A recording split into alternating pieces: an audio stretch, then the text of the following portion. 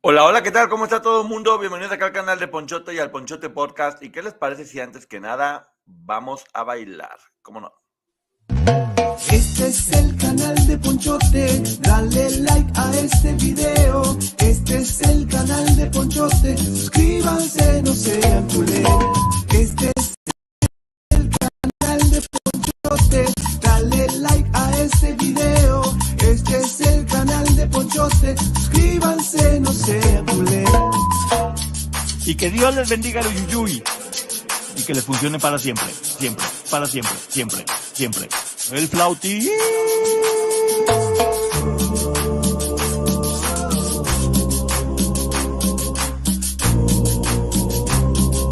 Mucho zunguiringui para todos. Este es el canal de Ponchote, dale like a este video. Este es el canal de Ponchote, suscríbanse, no sean culeros. Este es el canal de Ponchote, dale like a este video. Este es el canal de Ponchote, suscríbanse, no sean culeros.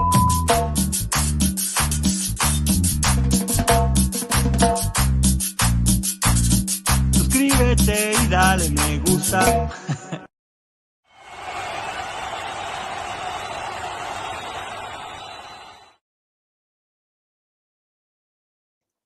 ¿Cómo está todo el mundo aquí completamente en vivo en este dominguito, señora productora Sánchez? ¿Cómo le va? Qué temprano llegó, qué puntual. Y a todas las personas que se van sumando en este momento, muchas gracias. Me tardé un ratito porque estaba terminando de ver este documental, que qué bueno está. En verdad, acaba de salir ahorita en Netflix y no saben lo bueno que está. Porque este caso ya ven que hay muchas historias y se hizo una serie ahí donde más o menos cambiaba y parecía como que los hermanos estaban muy románticos entre ellos y muchas historias y muchas versiones. Aquí en este documental podemos escuchar las versiones de los hermanos. Ellos mismos estuvieron hablando y diciendo qué fue lo que pasó. Estuvo hablando la fiscal del primer caso, la prima, la que testificó a favor de uno de ellos, toda la información. En verdad me gustó porque aparte cuando lo van haciendo parte por parte y te van poniendo las escenas de ellos en el juicio también, hablando mientras ellos van narrando después de muchos años qué es lo que está pasando, cómo fue y cómo se desarrolló. Entonces, la verdad, 10 de calificación, está bueno para estarlo analizando porque no sé ustedes, pero si no lo han visto, al menos a mí me pasó que ya escuchando esta historia me queda claro qué fue lo que pasó y sobre todo viendo la diferencia entre el primer juicio y el segundo, que está muy fuerte, ahorita la vamos a estar platicando.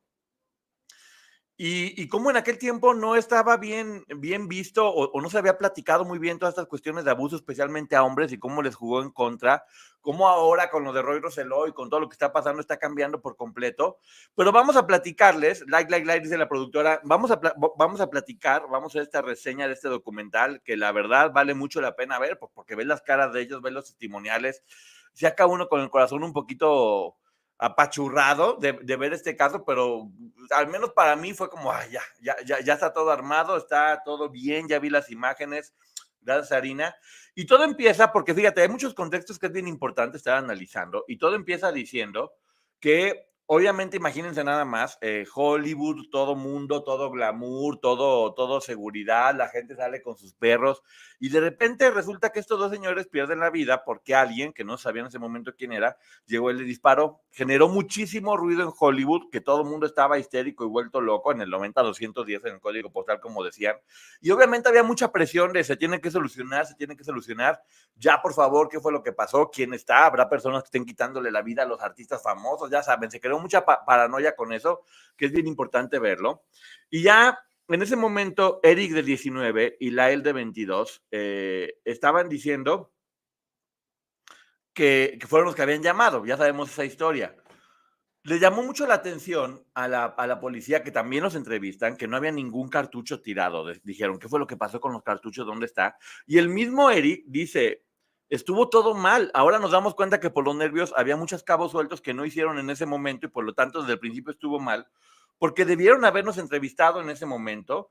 Teníamos inclusive pólvora en las manos, mi auto estaba ahí, estaba todavía caliente. ¿Por qué no nos entrevistaron en ese momento? Si nos hubieran dicho desde ese punto qué es lo que había pasado, nos hubieran cachado en ese mismo instante.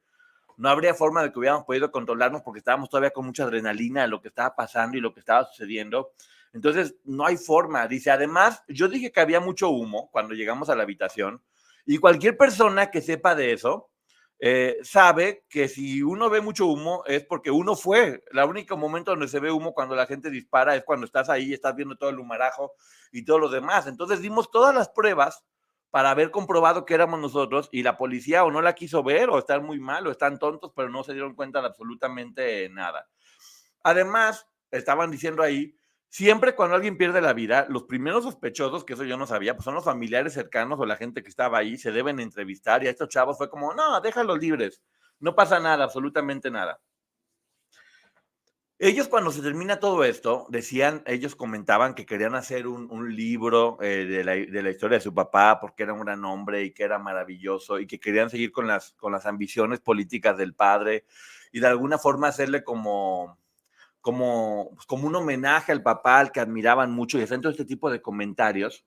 Y además, y fíjense nada más los comentarios, escucharlos hablar ahorita es demasiado fuerte porque dice Eric, si nuestro padre ya cuando toda la vida hacíamos lo que él nos ordenaba, no sabíamos cómo reaccionar. Perdimos de repente el control, o sea, sí, les quitamos la vida, pero además no sabíamos cómo reaccionar o qué hacer, estábamos desbocados, por eso cometimos tantos errores, por eso nos fuimos de compras, por eso nos fuimos a hacer un montón de cosas, porque nuestro padre ya no estaba ahí, lo cual es muy fuerte, ¿no? Ellos le quitaron la vida y al mismo tiempo estaban diciendo que, pues, que no tenían control, que sus vidas estaban completamente mal porque no sabían para dónde poderlo ir. Y además dicen, pues esta tragedia destrozó a nuestra familia, que ellos mismos provocaron, por cierto, pero pues obviamente se refiere a tías, primas y demás que no se lo esperaban bajo ninguna situación. Platica también, ahora lo están diciendo, platica Lyle, que Eric se la pasaba llorando todo el tiempo y que se la pasaban yendo a la tumba de sus papás y que estaban ahí y que lloraban y lloraban. Y es muy fuerte escuchar estas declaraciones porque ellos fueron quienes le quitaron la vida y aún así pues, había mucha tristeza, e iban mucho a la tumba y, o sea, es muy raro escucharlos porque no te puedes imaginar cómo alguien hace lo que hizo y al mismo tiempo es como si alguien mal lo hubiera hecho y sigues llorándole a los papás, en este caso también a la mamá en especial que tiraban mucho. Dice que su papá todo el tiempo le decía, creo que tú y Eric van a hacer la diferencia, van a ser gente de bien, van a hacer que el mundo cambie y los invito a no tomar el camino fácil, que hagan las cosas, lo que haya que hacer para triunfar, aunque sea completamente difícil. Y platican algo que ojo, porque sí es bien importante. Eric, el menor, era más como la mamá, era como más artista, era más sensible, era más noble. Y Lyle, el mayor, era como el papá, era como mucho más, le gustaba el business y era como más mandón y tenía una personalidad muchísimo más fuerte que la que tenía Eric. Entonces, de alguna forma eran como el papá y la mamá, hechos hermanos, con esta dualidad de fuerza y de sumisión que tenía el hermano chico en ese momento. Por eso dicen que cuando los papás pierden la vida, inmediatamente el hermano mayor, Lyle, se convirtió como el papá. Y luego dijo, yo quiero hacer negocios y quiero hacer esto, y contrató seguridad y compró coches como queriendo tomar el lugar que tenía el papá, mientras Eric pues, estaba como más triste todavía y le costó muchísimo más trabajo. Las palabras que dicen al final son desgarradoras, pero bueno, vamos a verlo más adelante. Dice Eric, que eso me llamó mucho la atención, dice Eric que nunca se quitó la vida él mismo porque eso hubiera sido una decepción muy grande para sus papás. O sea, les quitó la vida y dice que nunca se quitó la vida porque hubiera sido una decepción muy fuerte para sus papás. Y ojo, esto lo están diciendo, lo están hablando después de 20 y tantos años, y es los comentarios que están haciendo. Dice Lyle que a él lo detuvieron como si fuera una persona, un narco, y que cuando llegó toda esta gente a detenerlo, dice él que en el fondo sintió alivio porque era la verdad y porque ya no podía con la culpa, y fue como, ok, ya se está haciendo justicia al fin, me están deteniendo y es real. Y Eric, que eso que viene en la serie, pero no viene aquí, fíjense nada más, él pudo haber huido, estaba en no sé dónde, en un torneo de tenis y pudo haber huido, y él regresa del torneo de tenis y se entrega. ¿Cuántas personas hubieran hecho eso? Ya estás por allá, pues huyes o te amparas o ves el juicio desde afuera, pero igual él, que estaba muy jovencito también en ese momento, tenía 19 años, viene y se entrega directamente para que llegara y para que cayera. En marzo de 1990 empieza este caso y ya sabemos, se vuelve un suceso mundial. Todo el mundo hablaba porque era como una historia imposible de creer, qué es lo que había estado pasando, cómo es posible que los hijos sean los culpables de los papás. Incluía gente guapa, incluía Hollywood, incluía un thriller. Se convirtió en una historia que empezó a vender muchísimo dinero, obviamente. Y mientras tanto, dicen que, fíjense nomás cómo manejaban los titulares, avaricia e ira, querían la mansión todos ellos. Es increíble que una persona por querer una mansión, que además ya era de ellos, tuvieran que hacer algo así tan fuerte, pero del principio se manejaba y de nueva cuenta los medios de comunicación empezaron a ser jueces y decir, esto fue lo que pasó, no, esto fue lo que pasó, yo creo que esto, según yo investigué esto, y se hace completamente público el caso. Y como dicen aquí, trataron el juicio como si fuera un reality show. ¿No les suena cosas que todavía seguimos viendo en estos tiempos? Lyle dice que él le hablaba a su familia en ese momento, todavía no lo habían aceptado, y que le decía, no, seguramente es un malentendido, esto no pudo haber pasado, seguía mintiendo todavía, él no quería que se supiera. Y aquí es donde entrevistan, en este documental, que creo que es un gran triunfo, entrevistan a la fiscal de ese primer juicio y dice ella, parecían dos macetas venenosas, dos asesinos tontos, yo nomás los vi, dije, estos son culpables, están burros, caen rápido, o sea, yo vi inmediatamente la maldad en ellos, van a caer, no tengo ningún problema. Pero que cuando vio la fiscal todo esto que había despertado a nivel mediático y que iba a estar toda la gente viendo y que se iba a transmitir el juicio, dice que nunca en la vida le había pasado, que se fue a vomitar al baño de los nervios y del estrés de lo que eso estaba provocándole, saber que se estaba, pues eso, que estaba saliendo y que todo el mundo lo iba a estar viendo, para que nos demos una idea de la magnitud de lo que estaba sucediendo. Una de las primeras pruebas que decía que era como los móviles para ver si lo habían hecho o no, era el hecho de que habían cobrado inmediatamente. Acuérdense que hasta este momento todavía no se sabía si ellos lo habían hecho o no, únicamente estaban en esa investigación y era demostrar si fueron culpables o inocentes. Cobraron inmediatamente un seguro de vida de $650,000 y eso los hizo pensar que era premeditado. Bueno, yo no sé, pero creo que muchísimas personas harían lo mismo. Pues obviamente van y ven el dinero y ven, se arreglan ese tipo de situaciones económicas, pero aquí lo vieron como un factor de alerta. Y lo que decía la fiscal, fíjense el comentario de la fiscal, dice, yo nunca sentí culpa porque la pobre de la mujer, o sea, de la mamá, todo el tiempo fue abusada por el padre y por los hijos y además le quitaron la vida como si fuera un animal salvaje. Eso es lo que pensaba la fiscal en ese momento, que tal vez él, el señor José, no era tan digno de tenerle misericordia, pero que la mujer sí. O sea, dice, ¿cómo es posible que maltratada y triste y encima le quitan la vida así, no se lo merecía? Que eso vamos a ver más adelante según las pruebas que vayamos a ver ahorita y el orden, si es verdad o si es mentira. Por otro lado, mientras ella estaba haciendo, la fiscalía estaba haciendo toda esta acusación tan fuerte, empieza a salir en este momento ya la defensa que sí lo habían hecho, pero que lo habían hecho por miedo. Que lo habían hecho por miedo de qué, pues iban a hablar en ese momento y se iba a saber cómo lo estaban haciendo. En 1986 estaban platicando, no me acuerdo si fue Eric o Lyle, que su mamá se dio cuenta de que su papá estaba siendo infiel. Y fue tanta la tristeza y la mujer se puso tan mal que quería quitarse la vida y que de hecho amenazaba con quitarle la vida a los demás. Se descontroló por completo al darse cuenta de las infidelidades del hombre. Y a partir de ese momento, un padecimiento psiquiátrico como es la depresión, que no está bien cuidado, terminó volviéndola peligrosa. Peligrosa, de hecho, porque pues, no tenía fuerzas para hacer nada, hacía lo que le decían. Obviamente, pues, me imagino sobremedicada, sin saber qué estaba haciendo. Una bala perdida a la señora que no estaba tomando el control de lo que debería de ser. La defensa puso este argumento que se me hace fuerte e importante. Dice, ahora resulta que porque sus papás eran ricos, les quitaron la vida por dinero. ¿Qué hubiera pasado si hubieran sido pobres? ¿Podríamos creer más la versión de que les habían quitado la vida porque les estaban haciendo cosas?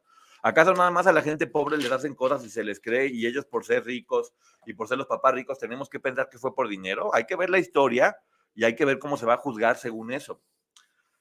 Empiezan a platicar la historia, que yo no me sabía, y la platica Eric, donde platica que el papá y la familia del papá vivían en Cuba y tenían muchísimo dinero.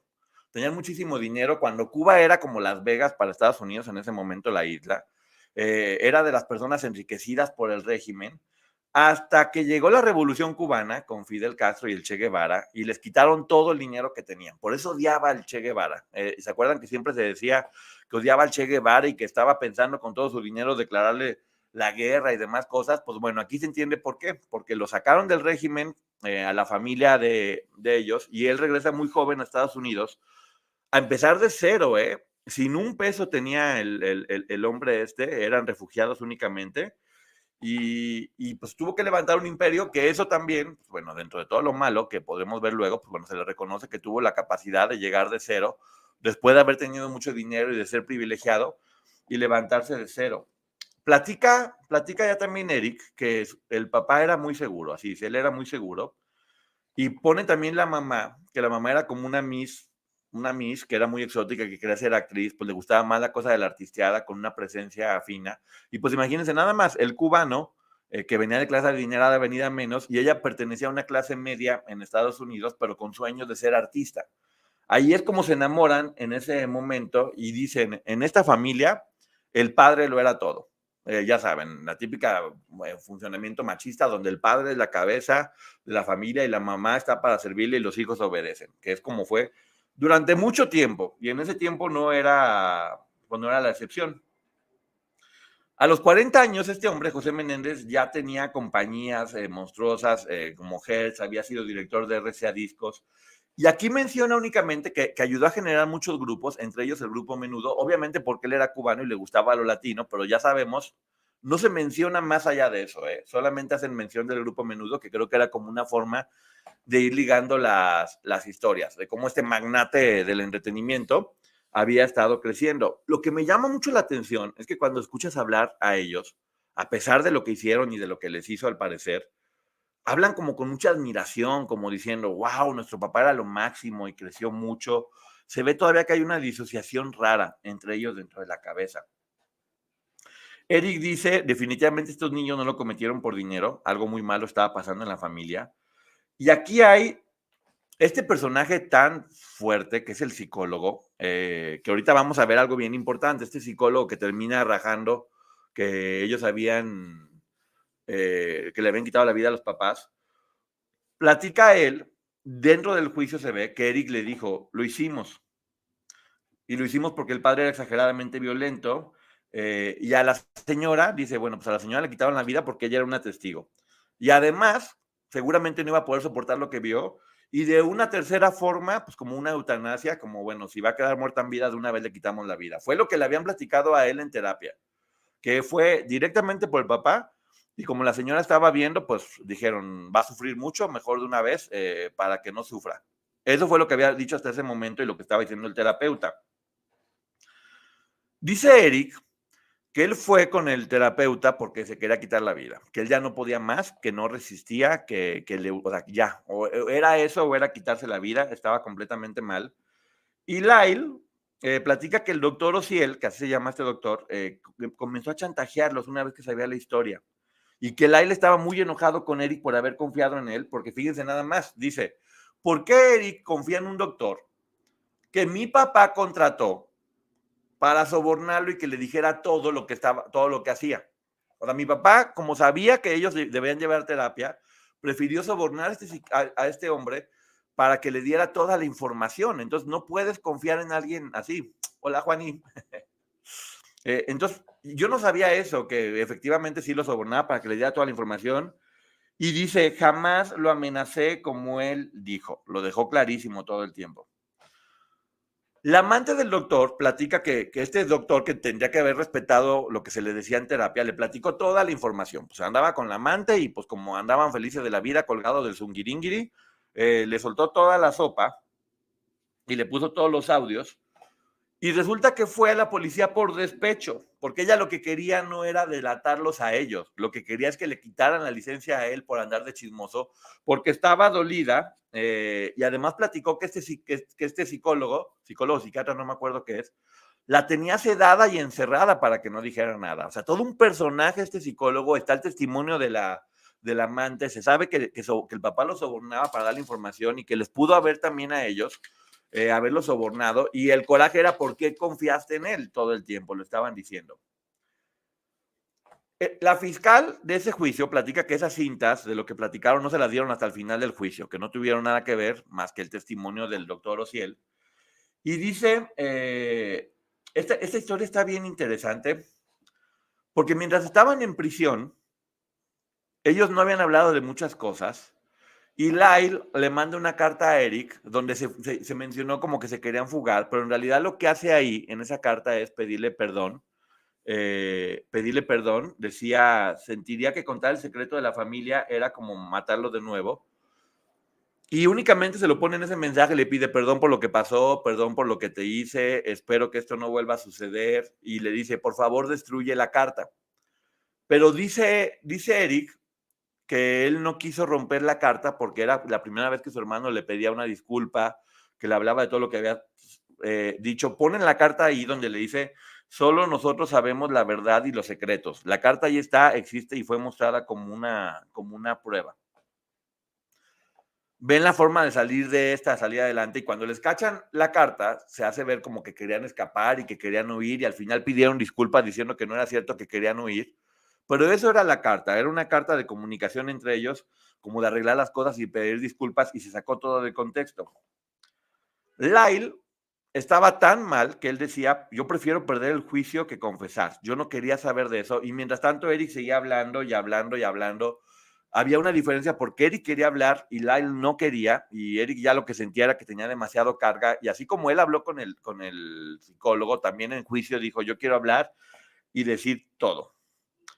Empiezan a poner los testimonios de toda la gente que vio el caso, y todo el mundo veía que era el papá completamente violento y que les hacía unas cosas horribles. Hay un testigo que platicaba de cómo José golpeó a Lyle y cómo mucha gente le tenía miedo a este hombre, pero mucha gente, no saben cuántos testigos fueron que le tenían miedo y que decían, yo no quiero declarar nada porque este hombre es capaz de cualquier cosa.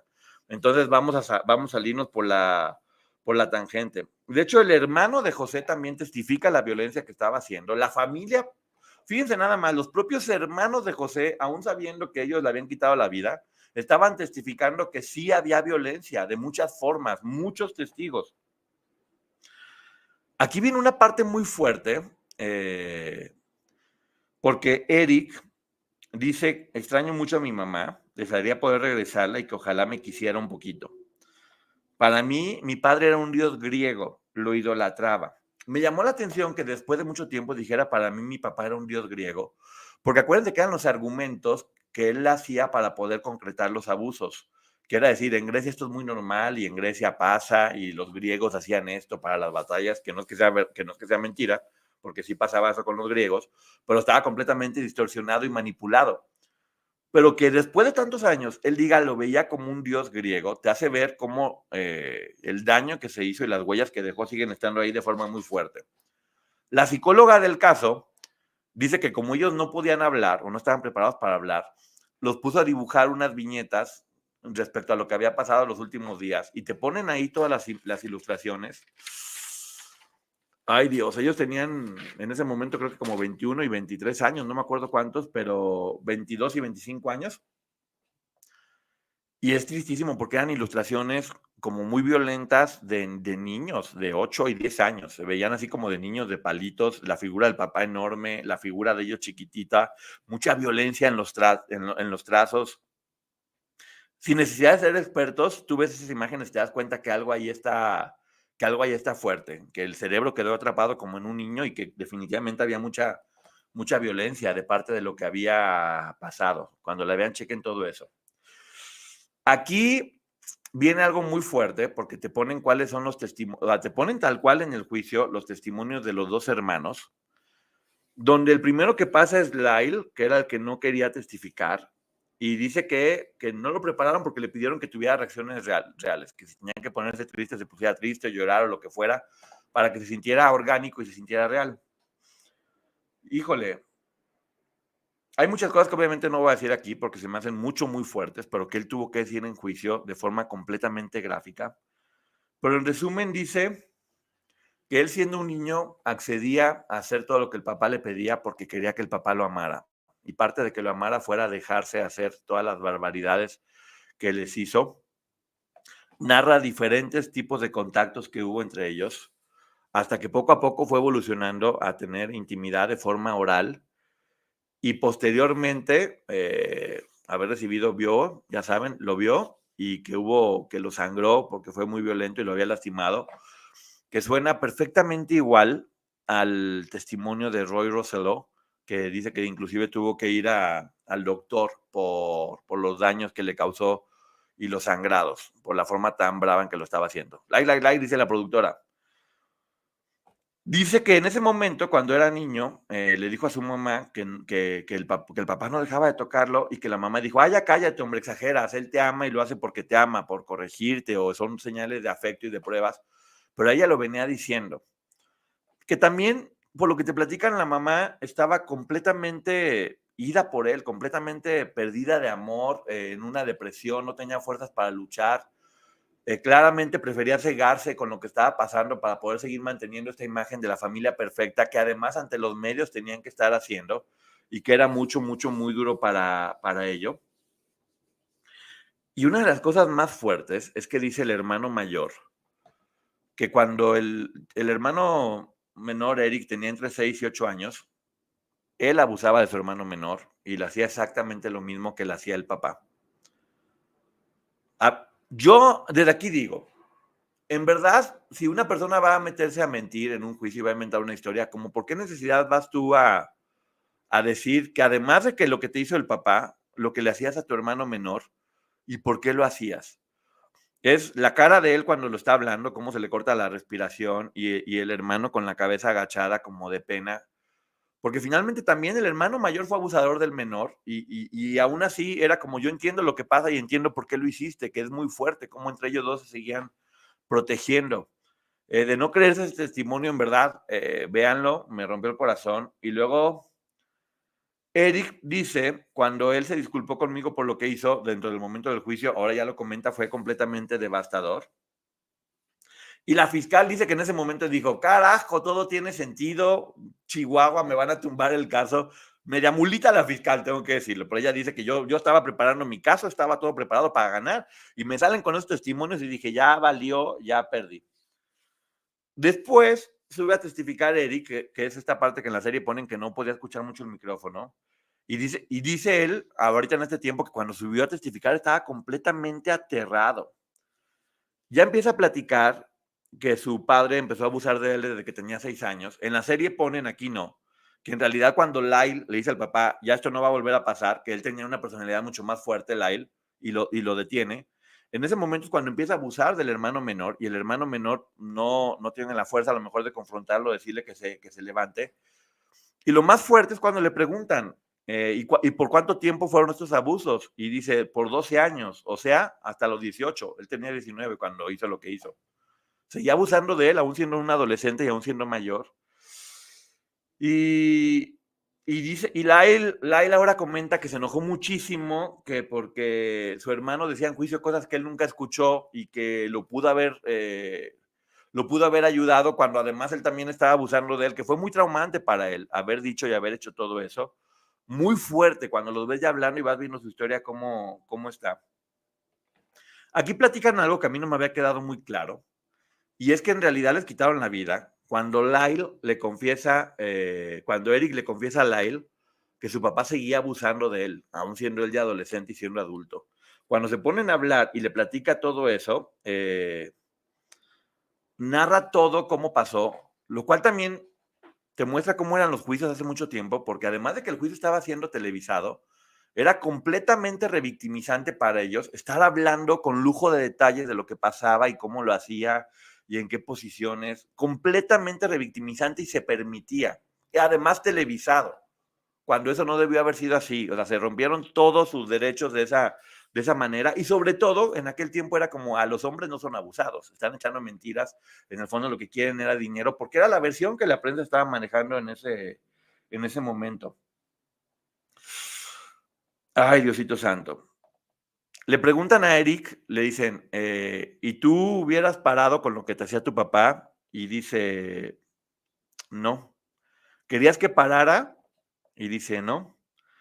No quería que parara porque solamente en esos momentos yo me sentía querido siendo niño. Igual lo dice el hermano, o sea, se los hicieron ver como pruebas de afecto fuera de este mundo de normalidad y el hecho de decir no quería que parara, obviamente te habla de que después de que entendió la culpa que debería sentir por no haber querido que pasara, por haber pensado que era algo que él quería, que era consensuado y que eran demostraciones de afecto, cuando en realidad eran situaciones completamente violentas y distorsionadas, pero lo habían normalizado, donde además le platicaban a la mamá y la mamá no hacía nada y les decía, son pruebas de afecto, lo que está pasando por ahí. Cuando desencadenó todo, cuando ya tenía 18 años y en una ocasión le dijo que no, le dijo al papá, ya no va a pasar, ya no quiero que pase. Dice que el papá regresó con un cuchillo y que se lo puso en el cuello y que lo dijo, debería quitarte la vida y en esta ocasión no lo voy a hacer. Si vuelves a decirme que no, puedes tener la seguridad de que lo voy a hacer. Se sentía completamente amenazado. Y dice él, bueno, pues qué pasa si le dices a alguien? Pues me vas a quitar la vida, ¿verdad? Exactamente. Así que no le digas a nadie porque ya sabes qué es lo que va a pasar. Estaba amenazado de que le iban a quitar la vida. Dice, dicen algo que es muy cierto, que como los veían galanes y bien vestidos y con dinero, la gente no los ve como víctimas, que nos ha pasado también de nueva cuenta de, ay, van muy arregladas a declarar, se estaban viendo, mira cómo se pinta la boca de este color. Parece ser que para poder demostrar que son víctimas tienen que tener un disfraz de víctima donde se vean así. No sé si quieren que lleguen con la ropa rota o qué onda. El hecho de que ellos fueran galanes, que tuvieran trajes de marca y todo eso, hacía que no se les viera de esa forma, sino al contrario, como, no, velos, están bien vestidos, están galanes, seguramente son ambiciosos. Porque ya sabes, rubio y bien vestido, gracias Alma Lilian, rubio y bien vestido es malo. Si por ahí la persona se ve medio amolada, está mal. Ambos eran monstruos, exactamente. La prensa empezó a decir, ¿por qué si ya eran mayores de edad no se fueron? Si en Estados Unidos a los 18 años, ya saben, eres mayor de edad, te vas. Y si un papá te dice a los 18 años, ya vete, te tienes que ir porque ya no es tu casa. Es lo que pasaba en ese momento. Y había muchísimas burlas de la sociedad de por qué no se iban, por qué no se habían ido. Y cuando les preguntaban a la prensa, porque platica una de las tías que hablaba y decía, oye, no puede ser que estén hablando así de mis sobrinos y lo que está pasando, que decían los medios de comunicación. Su caso ya es propiedad pública, le pertenecen a la opinión pública, por lo tanto podemos hacer y decir lo que queríamos. Completamente fuerte. Ahí es cuando la defensa empieza a poner muchísimos testimonios de violencia, de secretarios, gente que trabajaba con él, familiares, uno tras otro, testimonios de cómo este hombre era completamente y brutalmente violento, hasta que llega a declarar una prima, que por cierto la prima también está entrevistada acá, donde dice que Lyle a los 8 años le confesó y narra todo cómo le dijo que se estaban tocando abajo con su papá y que ella sabía todo eso. Son norteamericanos, el papá es cubano y la mamá era norteamericana. La prima está entrevistada y está platicando que fue real, que a los 8 años se lo platicó, por lo tanto, es un testimonio valiosísimo el de la prima, que lo había comentado, y ya después hoy sabemos, que no viene en el documental, de la carta que le había escrito un primo 8 meses antes. Había testigos y había todo lo necesario para que se pudiera saber que ellos sí estaban siendo abusados. El psicólogo, no el malo, otro psicólogo que les tocó tratarlos, dice que el hermano menor efectivamente se quería quitar la vida, cuando ya todo esto estaba pasando, cuando el papá lo amenazó y no lo hizo porque había logrado estudiar la universidad en otro lugar lejos de ahí. Y dijo, bueno, ya me voy a ir a estudiar a la universidad lejos de aquí y ya no voy a tener que ver a mi papá. Pero el papá le dijo, no te vas a ir a ningún lado, vas a estudiar a la universidad aquí y vas a seguir aquí. Y eso lo desmoronó, porque además es lo que dicen ellos, nosotros no podíamos irnos porque todo el tiempo mi papá nos metía la idea en la cabeza de que no nos podíamos ir y que teníamos que estar con él aunque legalmente lo pudiéramos hacer. Hoy sabemos lo que es esto, lo que es este tipo de manipulación que tienen estos personajes, de cómo lo importante no es que te puedas ir con el cuerpo, sino que lo que está captado es la mente, lo que es el miedo de las víctimas. Y aquí apenas podemos verlo, con la información que tenemos ahora, ves todo este juicio y dices, ¿cómo se les podía decir esas cosas de, ¿y por qué no te ibas? ¿Y por qué no reaccionabas? ¿Y por qué no esto? ¿Y por qué no lo otro? ¿Y por qué no lo demás? Y ahí estaba pasando, había testimonios de cuántas personas y toda la gente los escuchó y no pasaba completamente nada. Lyle, el hermano mayor, lo entrevistan ahora y ya platica que cuando supo que estaba abusando del hermano, lo confrontó al papá. confrontó al hermano y le dijo, no vuelvas a tocar de nuevo a mi hermanito porque te voy a denunciar y voy a hacer que todo mundo sepa lo que estás haciendo. Él le dijo, lo que haga con mi hijo no es asunto tuyo. Esa frase, ¿cuántas veces la hemos escuchado? Es mi hijo, no te metas. Gracias, Ciencia con Alma. Ustedes lo han dicho, estos casos son similares. Todos. Por eso es importante que aprendamos para que lo entendemos. Dice ahí que cuando confronta al papá, que estaba ahí en ese momento Kitty, la mamá, y que le dice, ¿no te das cuenta de lo que está pasando? Y que la mamá le dijo, claro que yo sé lo que está pasando. ¿Crees que soy estúpida? Todo el tiempo lo he sabido. Que ahí es donde ya cambia la imagen de la mamá. De sí, una mamá que pobrecita, a lo mejor solamente estaba deprimida, una mamá que fue, que capaz que hasta facilitadora, según mencionaban algunos testimonios, de que el papá lo hiciera, porque ya ahora también platican que, por ejemplo, sabían que cuando el papá estaba abusando de menores o metía menores a una habitación, no podían pasar por un pasillo, y la mamá también lo sabía, y ellos que les tocaba vivir también lo estaban haciendo y diciendo. Está muy fuerte. Es cuando platica él que en ese momento, cuando ya confronta al papá y el papá y la mamá están de acuerdo, fue cuando le dice a Eric, ¿sabes qué? Tenemos que defendernos o nos van a quitar la vida. Es la única manera en que vamos a poder salir adelante de eso. Y dice que en ese momento, ya después de la discusión, fue cuando decidieron bajar y quitarle la vida de la forma que lo hicieron tan violenta. Que de nueva cuenta es cuando vienen muchas dudas. Si lo que querían era quedarse con el dinero, ¿por qué hacer algo tan fuerte? ¿Por qué hacer algo tan violento que descargaron cuántas armas en contra de ellos? ¿Por qué no hacerlo de forma más inteligente o diferente? Y sí se veía que era muy, muy distinto todo eso. Ahí narran con lujo de detalle cómo fue que hicieron todo eso, y ya después dicen que se fueron al cine y que después se hicieron de las armas y llegaron y hablaron a la policía. Te ponen la llamada de cómo hablaron para decir lo que había pasado. Eric dice ahora que está convencido que en ese momento tenían miedo de que les iban a quitar la vida a los papás, por como los habían estado amenazando, ya ven lo del cuchillo, ya ven todas las cosas que le estaba diciendo, tenía mucho miedo ya. El fiscal dice, eran mayores de edad, ¿por qué no se iban? Hazme el favor. Y Eric vuelve a decir, me inculcaron que no podía hacerlo, o sea, me decían que yo no me podía ir de mi casa. El fiscal de nueva cuenta dice, no vale la pena que se esté hablando si José era bueno o malo porque él no está acusado. Aquí lo importante es ellos lo hicieron o no y que se juzgue. O sea, pues, obviamente son atenuantes y te puedes entender por qué lo hicieron. Pero defendía eso ella. Esto no es un juicio para él. Es un juicio para los hijos y hay que ver qué estamos haciendo. Llega el momento en que el jurado tenía que deliberar y con una persona que dijera que no, ya no podía haber un juicio. Y entrevistan a 2 de las jurados, que eso se me hizo muy interesante, y platica cómo al momento de determinar, fíjense nomás cómo se polarizó. Todos los hombres dijeron que no, que habían quitado la vida y que se merecían la pena, y todas las mujeres empatizaron con la historia del abuso y dijeron que no, que consideraba que lo habían hecho por defenderse. Porque hasta este punto ellos ya habían confesado que lo habían hecho y de lo que se trataba era ver en qué nivel de responsabilidad tenían o de qué forma lo habían hecho. Si fue completamente con alevosía y ventaja, que era hasta pena de muerte, hasta por haberse defendido. O sea, había muchas diferencias según lo que decidiera el jurado. Y eso es de lo que estaba tratando este juicio, no de si fueron culpables o no, sino de cuáles eran sus responsabilidades o por qué lo habían hecho. Entonces, al no haberse puesto de acuerdo, este juicio no sirvió más que para nada. Este juicio no sirvió más que para nada y siguieron adentro porque ya habían confesado que habían hecho el delito. Me llamó mucho la atención porque decían que quería, los fiscales dicen, vamos a hacer otro juicio y ahora sí queremos que les hagan, que les quiten la vida, que les den la pena más fuerte, la de la división, como se dice por acá. Y los fiscales estaban muy fuertes y muy duros para que esto sucediera de alguna forma. En lo que pasa el otro juicio, fue muy raro porque también en la serie te lo pintan como que era una relación como de noviazgo, y te ponen a uno como menso que estaba hablando. Dice que estaba muy aburrido y que su única forma era hablar.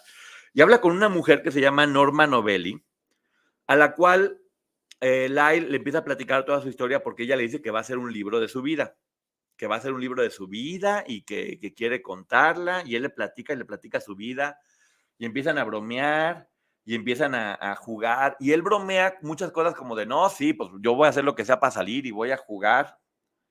Lo raro es que esta mujer era una mujer de 50 años enamorada de un hombre de 20. Porque, ojo, 50 años enamorada de un hombre de 20. Y se enojó porque se dio cuenta que él estaba hablando con muchas otras chavitas porque pues era mujeriego y era coqueto y pues se vuelto una celebridad. Y es ahí cuando la mujer decide entregar las cintas de todas las grabadas, de todas las llamadas que grabó. Ojo, él estaba hablando por teléfono, que era su único entretenimiento para platicar la historia con la finalidad de hacer un libro. Ella graba todas las conversaciones y lo que hace es, va y lo echa de cabeza. Una mujer de 50 enamorada de uno de 20 y efectivamente pues eso está tomado en cuenta. Para ese momento pasa lo de O.J. Simpson, que ya sabemos todos que estuvo muy fuerte y lo meten a prisión, que también viene en la serie cómo se terminan encontrando, y el público está furioso, que cómo es posible que lo haya hecho, y lo declaran inocente además. La gente se enoja, esta gente rica siempre sale con la suya, los juicios nunca son justos, es una persona que es culpable y no debería estar ahí. La opinión pública estaba muy enardecida. Y eso no le sumó a ellos, porque el hecho de haberlos declarado también inocentes hubiera sido de nueva cuenta, estos ricos se salen con la suya. Parecía que no tenía nada que ver por el juicio de O.J. Simpson, que sí había trabajado para una campaña publicitaria con José Menéndez, platican que ahí lo conocieron. Termina siendo que como muy complicado para la fiscalía o para las autoridades poder hacer de nueva cuenta una sentencia más buena para ellos, porque la gente se iba a enojar muchísimo. Ahora fíjense nada más. Vuelven a abrir el caso y cómo cambia de un juez a otro juez. Este nuevo juez dice que no va a permitir que en este juicio entre algo que se llama el síndrome de la mujer maltratada. Así que no permite que ninguno de los testigos de que el papá había sido violento o de que le habían abusado, el testimonio de la prima, todos esos no deja que vuelvan a repetirse. Quita todos estos juicios, todos, o sea, todos estos testimonios los quita absolutamente todos, para únicamente dejar pues la historia de si son culpables o no son culpables. No había otra opción. Además, ya pide que no esté la televisión adentro para que no vean qué es lo que está pasando, únicamente ponen fotografías. Y toda la estrategia que había, o estrategia o no, más bien la historia para poder explicar por qué lo hizo, no sucedió.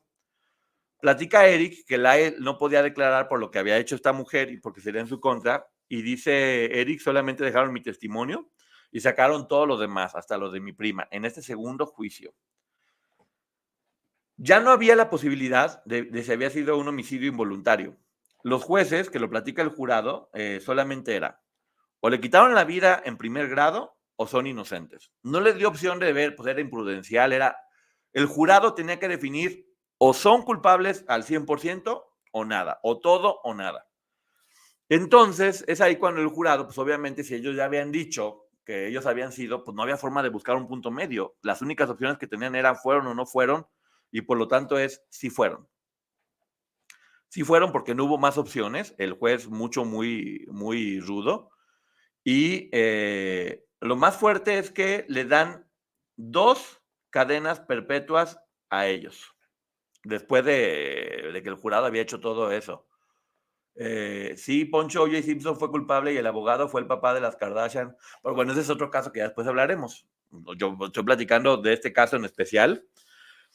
Les dan 2 cadenas perpetuas, dice que ya que sintieron que la vida se les iba a acabar, y en junio de 1996 los entrevistan juntos en el show de Barbara Walters para pedir únicamente que si iban a estar encerrados todo el tiempo, querían estar juntos, porque ellos ya lo que querían es, ok, vamos a estar aquí toda la vida, déjenos en la misma prisión, y no, los separaron, y es la escena final de la serie donde se ve que llegan unas camionetas y llevan a uno a un lugar y llevan a otro a otra prisión. Intentaron hacer una apelación de nueva cuenta y 3 jueces dijeron que no, pues que seguía todo igual. Platican cómo habían llevado todo el proceso en prisión y dice Eric que siempre fue como más como la mamá, que se volvió artista, que pinta mucho, te ponen ahí sus pinturas. Y por otro lado, Lyle se puso a estudiar, tiene títulos, cada uno con su personalidad, porque estaban viendo la forma de salir adelante dentro de prisión. Ya sabemos que hasta se casaron y que tenían club de fans y todo esto, porque había muchas dudas finalmente. 21 años después de estar en prisión, es que logran volver a estar en prisión de nuevo. Eso yo no lo sabía y me dio mucho gusto. 21 años después vuelven a estar juntos de nueva cuenta en prisión. Los dos platican que pensaron que nunca más se iban a volver a ver, que era una de las tristezas más grandes que estaban teniendo. Y ahora es diferente porque inclusive Oprah hizo un programa de televisión que ahí lo ponen y me estremeció, donde había más de 200 hombres con la foto de ellos de niños diciendo también nosotros fuimos abusados y también de los hombres se abusa. Es muy fuerte ver a estos 200 hombres con su foto de niños platicando sus historias y es verdad, es increíble que se piensa que en los hombres no sucede cuando sucede muchísimo, cada vez más. Y a ellos creo que lo que más les jugó en contra, porque en verdad yo no puedo decir, porque no soy juez, pero al menos yo después de ver el testimonio y de ver cómo van ligando las historias, digo, híjole, por lo menos una duda muy razonable había para haber visto más cosas. Ves los testimonios de ellos, escuchas su historia y todo parece indicar que efectivamente pasó. Dice Lyle que ahora se dedica a él en prisión a ayudar y apoyar a personas, hombres que entran ahí que han sido víctimas de abusos. Y Eric platica que es increíble que se siga manejando en aquel tiempo y lo que más los perjudicó fue la cultura del silencio. ¿Cuántas familias no hay o no hubo que decían, oye, pasó esto, cállate, que no se sepa, qué va a decir la gente, que se quede en silencio, que se quede abajo del tapete, que no siga sucediendo? Entonces, es verdad, la cultura del silencio jugó mucho en contra en aquel momento y hablan de cómo ahora esta nueva generación está pidiendo que salgan. Esta generación que tiene como más entendidas estas conductas, están pidiendo y ves TikTok un montón de jóvenes diciendo que salgan, fueron víctimas de abuso, lo hicieron porque estaban siendo abuso, estaban hablando y hablando y hablando y te ponen toda esta nueva generación que entiende todo diferente, cómo está juzgando de forma distinta. Las frases finales de cada uno de los hermanos son muy tristes porque, por ejemplo, lo hemos dicho, todos los abusadores, su principal logro es sembrar culpa en sus víctimas. Y lo que dice Eric, el hermano menor, es, todo esto pasó por mí, porque yo le pedí ayuda a Lyle y porque le conté al psicólogo lo que pasó. Es mi culpa, mi hermano está aquí por mi culpa. Como si hubiera sido culpa de él que el papá hubiera abusado de él. Él se siente responsable por lo que le pasó al hermano y nunca contempla que el hermano también estaba abusando de él. Ahí se ve que se quieren muchísimo, obviamente, y de cómo después de veintitantos años siguen cargando con culpa. Siguen cargando con culpa muy, muy fuerte y no lo puede quitar. Por otro lado, Lyle dice que se siente frustrado por no haber podido rescatar a Eric. Fíjense, de nueva cuenta el amor entre hermanos. Y que no solamente no lo pudo rescatar, porque a lo mejor fue su idea hacer lo que hicieron, y dice, ¿no será que en el fondo, lejos de salvarlo, le destruí la vida también y por eso estamos aquí en prisión? Los dos sintiéndose completamente culpables o responsables de lo que le está pasando al otro y completamente quebrados. Únicamente son testimonios de voz. El documental termina diciendo que un juez no ha determinado si todavía se va a volver a abrir el caso. ¿Y qué creen? Afortunadamente no viene el documental, pero ya se acaba de decir hace un par de días que el caso se va a volver a abrir bajo dos cosas principalmente. Una, el testimonio de Roy Rosselló y el caso que está abriendo allá contra Edgardo Díaz, donde platica que él lo entregó a José Menéndez y cómo abusó de él y cómo no lo trató y demás, lo cual confirma la versión de los hijos de que sí eran abusados. Y además, la carta que le mandó al primo que no había sido tomada en cuenta, porque muchísimas pruebas se desecharon, porque este juez dijo, no vamos a utilizar esta cosa con el síndrome de la mujer golpeada, es una estrategia, no lo van a hacer. Y además de la presión que había en aquel tiempo, volvemos a decir, porque es importante que muchos de estos casos sucedan a favor de las víctimas y se haga justicia, porque todos estos casos marcan precedentes. Las leyes de ahora, con la información que tenemos ahora, nos hace ver cómo era revictimizante ponerlos a ellos a hablar de lo que les pasó en un jurado con televisión, sin haber estado protegidos, de cómo no se tomaron muchos testimonios en cuenta en el segundo juicio, cuando era importante ver también las razones, no solamente si lo hicieron o no lo hicieron. Cuando se entiende que también, y lo que estaba viendo precisamente acá en esta nueva defensa, que hoy se entiende lo que es el trauma que genera eso y el síndrome de estrés postraumático, que después de haber vivido algo muy duro, la gente termina perdiendo un poco los conocimientos y terminan haciendo lo que hicieron.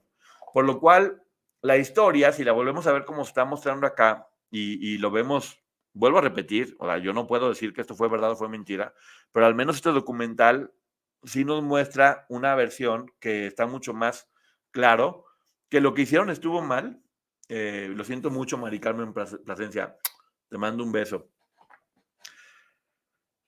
Y que sí, que antes parecía que no había abuso a hombres, que los hombres estaban mintiendo, que por ser ricos no podían estar viviendo cosas diferentes, que la gente lo que quería era justicia, que se armaron un show completo para poder seguir monetizando y que eso les afectó muchísimo, que eso les afectó muchísimo. Sigo pensando que obviamente no fue la forma correcta de hacer lo que hicieron y que eso jamás en la vida va a ser una solución, pero también creo que se deben entender las razones por las que lo hicieron, que eso sí creo que es mucho, muy importante.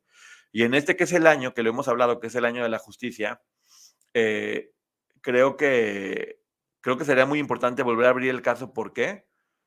Porque creo que ellos están preparados para hablar y al hablar ellos pueden decir muchas cosas que se han seguido guardando dentro de ellos. Porque ellos pudieron haber sido testigos de muchos abusos a menores, inclusive gente del grupo Menudo o de otro tipo de lugares o situaciones, porque hoy por hoy ya se les podría reconocer como víctimas.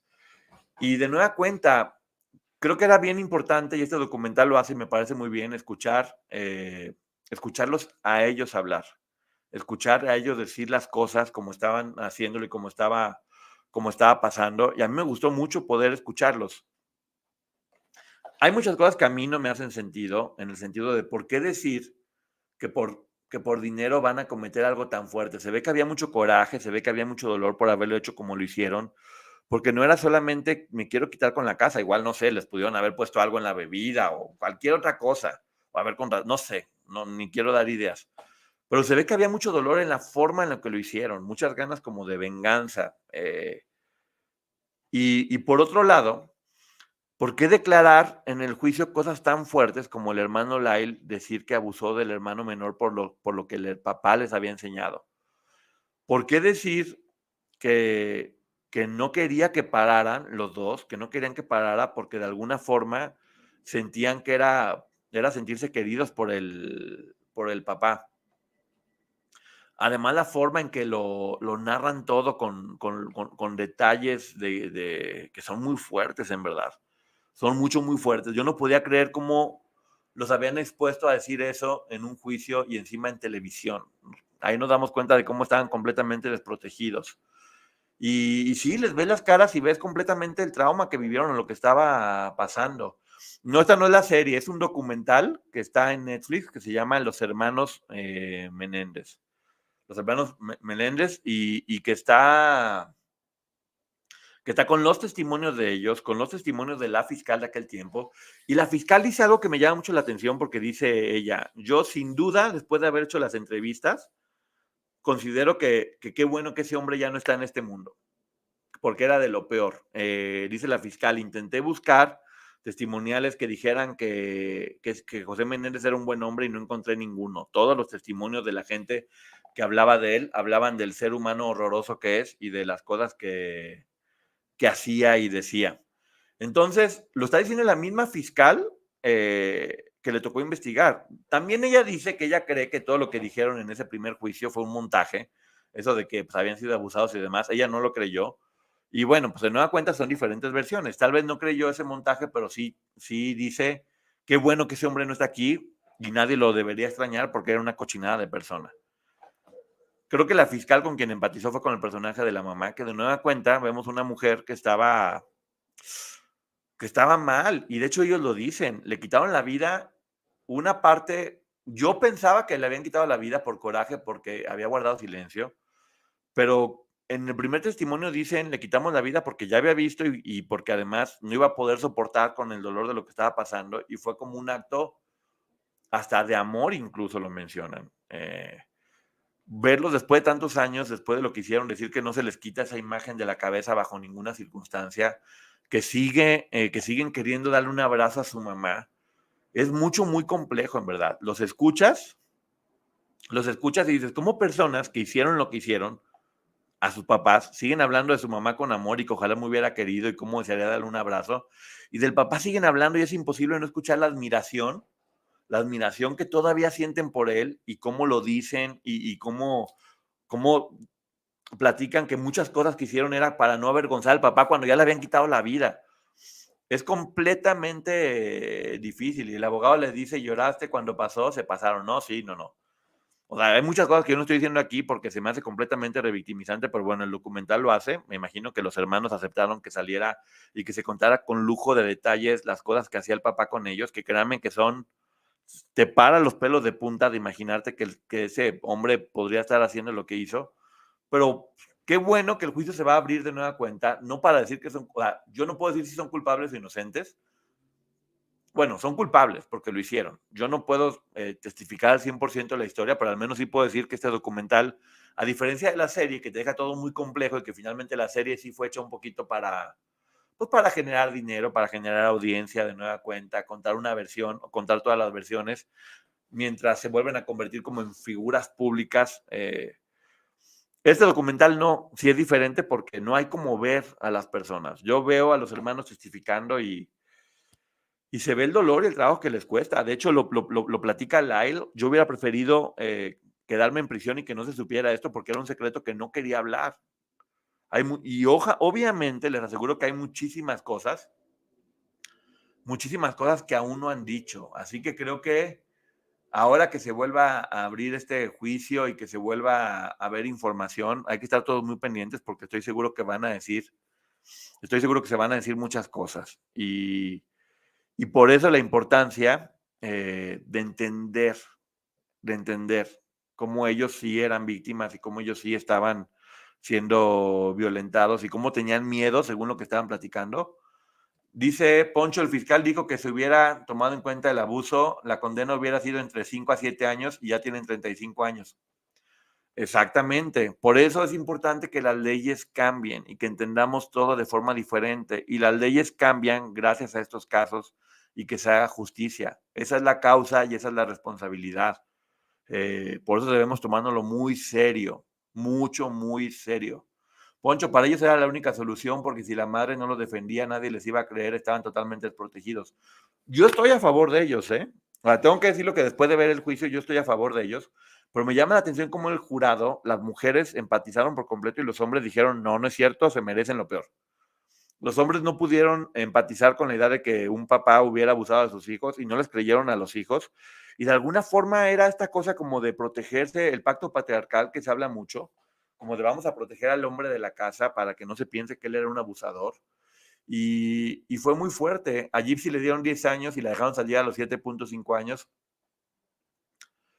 Yo espero que se haga justicia, ¿eh? En verdad, lo quiero decir, según la información que tengo, porque no es únicamente en yo creo que o yo pienso que, porque créanme que me he puesto a ver muchos documentales y muchas pruebas y mucha información, y sobre todo ahora con lo de Menudo y lo que dijo Roy Rosselló, me queda claro que ese hombre era un abusador y que sí abusaba de ellos.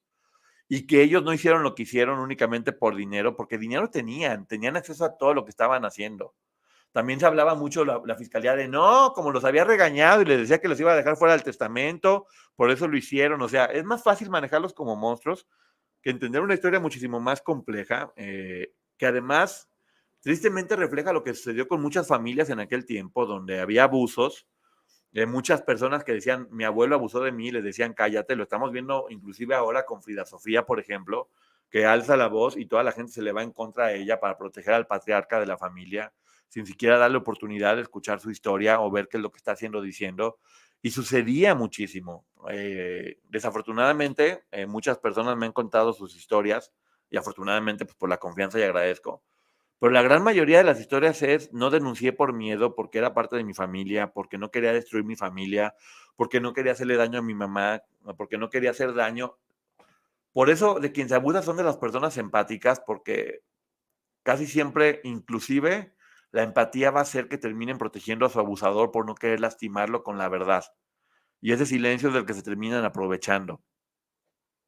Y hay otro documental en HBO Max, igual actualizado. No lo he visto, Fabi, lo voy a ver. Por lo pronto que está en Netflix, que se llama Los Hermanos Menéndez. Me gustó mucho, dura 2 horas. A mí me gusta ver los videos, me gusta ver las pruebas, Me gusta ver esa carta entre hermanos, la relación la entiendo de forma completamente distinta. Fíjate, yo creo algo, creo que tan entendían los dos lo que les pasaba, que por eso el hermano menor pudo perdonar lo que le hacía el hermano mayor. Y que el hermano mayor lo haya dicho en juicio, confesar que estaba abusando de su hermanito, eso es muy fuerte. Ay, lo siento mucho, Mónica. Lo siento mucho, Mónica.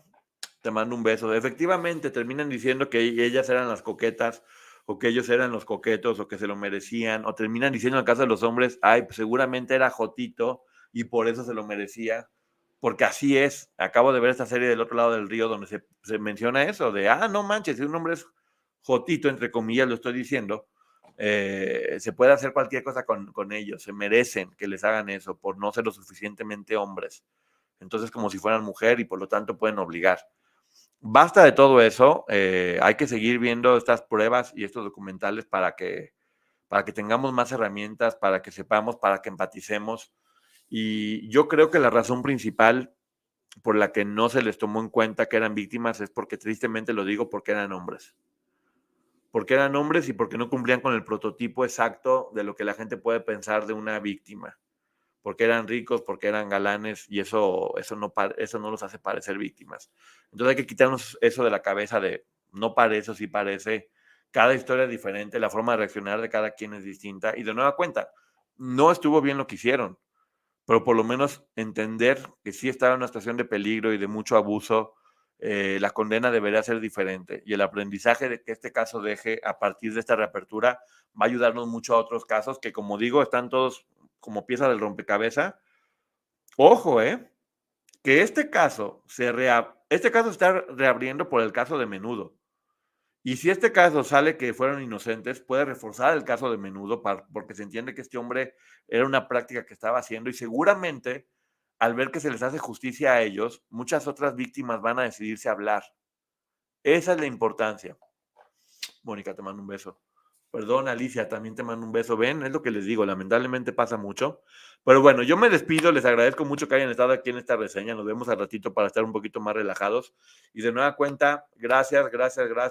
Compartan esta información, vean, documentense, que hay que recordar que la gran mayoría de las personas de las que abusaron fue porque ellos, ellas o los familiares no tenían la información necesaria para poder identificar todas estas cosas. Hay que educarnos todos en conjunto y hay que ayudar a que las cosas pasen, ¿eh?